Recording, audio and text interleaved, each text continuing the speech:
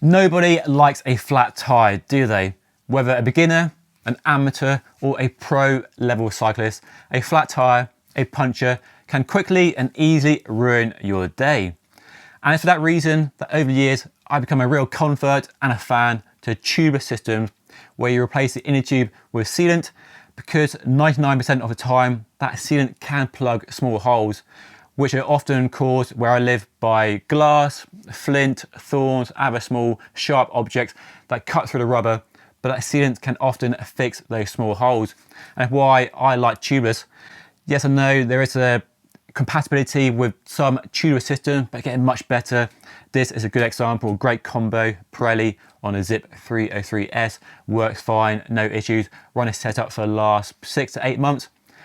But there are times when that hole is too big, the airflow coming out too fast for the sealant inside to plug the hole, and it goes up the frame, up the back of your jersey, and often the rider behind you, making quite a mess.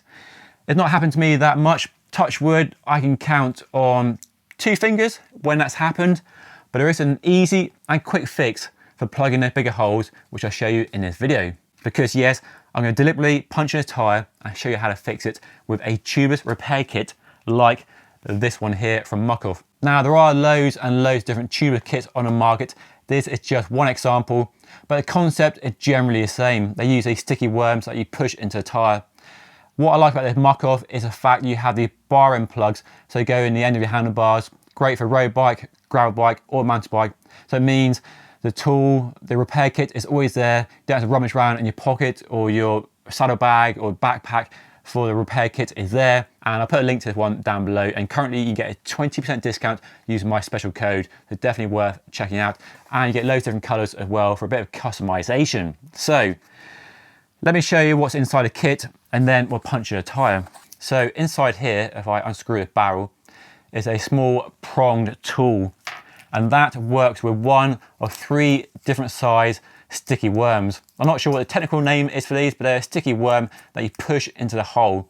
So a thin one for road bikes, a medium one for gravel bikes, and a fat one for mountain bikes. But you use any size you need, basically match the size of the worm to the size of the hole on your tyre. So because we're doing a road tyre, I'm going to use a small diameter one here. And there's a nice instruction kit in the Muckle box as well. So if you're not sure how to do it, you can look at the manual, give you all the tips you need. So a little bit tricky to show you. So you peel off the one you want. Just pulls off, they're quite strong. And then you simply thread that through the prong there.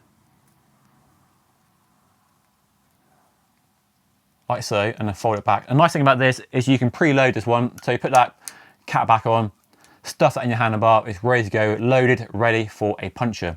So that is the tool all loaded, got the worm on there on that prong. So now my tool is ready to go. I need to puncture my tyre.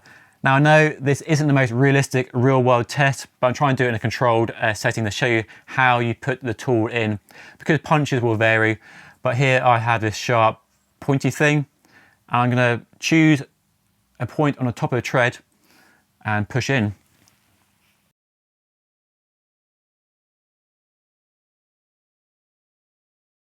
Actually harder than it looks to puncture a tyre, just broken the tool. Let's try it again. So I punctured a tyre, took quite a bit of effort actually, so I'm going to pull it out and have my tool ready.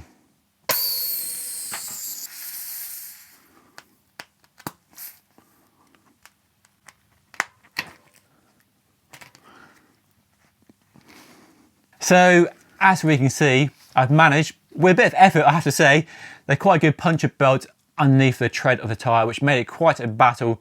Would be easier on a bike and you really get your kind of elbow, shoulder behind it. But I managed to push a worm into the tyre, going about halfway. You don't want to push it all the way, want to go about halfway, so there's some either side of the tyre. So now I need to pull the tool out. So I'm just carefully going to twist and pull the tool so I leave the worm in there.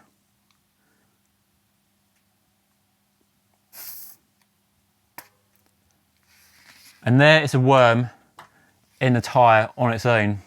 So I'm really happy with that. There's no more air hissing out of the hole. this sticky worm has successfully plugged the hole very nicely indeed. But as you can see, we have these two bits sticking out the top. Now on a chunky, knobbly mountain bike tyre, you can leave that and they'll wear down over time.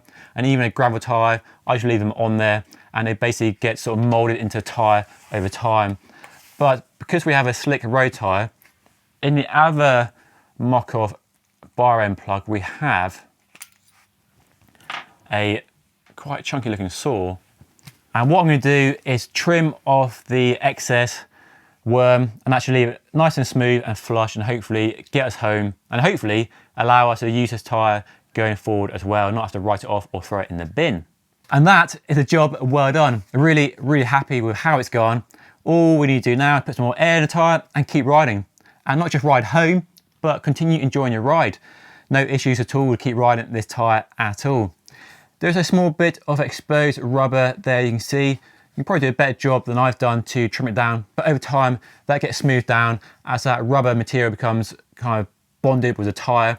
And on a gravel bike or a mountain bike tyre, that won't be an issue at all with a tread pattern. But on a smooth tyre like this, the chances are you might notice that small bump, but I've done a pretty good job and a few miles will just flatten that down. Now, if it's your best tyre for your best events on a Sunday or road racing, you might, when you get home, want to change the tyre, fit a new tyre and save this as a spare.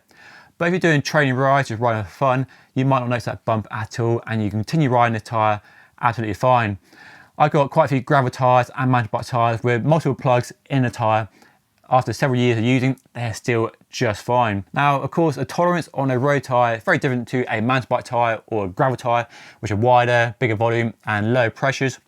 But I'm running these 28mm wide tyres on these rims at 60, 65 PSI, so not a lot of pressure. I don't run tyres anything above, well, 65 these days. I don't go anywhere near 80, 90, 120, where this might be more of an issue. So for this sort of tyre, for the sort of riding I do, this is just fine. And I've got quite a few gravel bikes particularly and mountain bikes with multiple plugs in the tyre. And after several years of riding, they are just fine. So for me, I consider it a permanent fix. But whether it's a permanent fix on your road bike tyre, comes down to how you feel about having a tube plug in your road tyre. If it's a train tyre, like I said, you'll be just fine. But for road racing, you might want to swap it out and keep this on your training bike, your spare bike.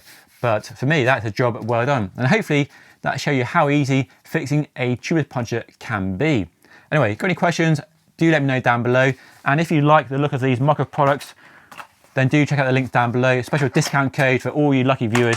And there are other tools and products on the market, of course. These are just ones that I've been using today. Anyway, that's all for today. If you want to see a video on installing a tubeless tyre, then check out Jim's video right here. And don't forget to subscribe by hitting the button right here. But that's all for today. Thank you so much for watching.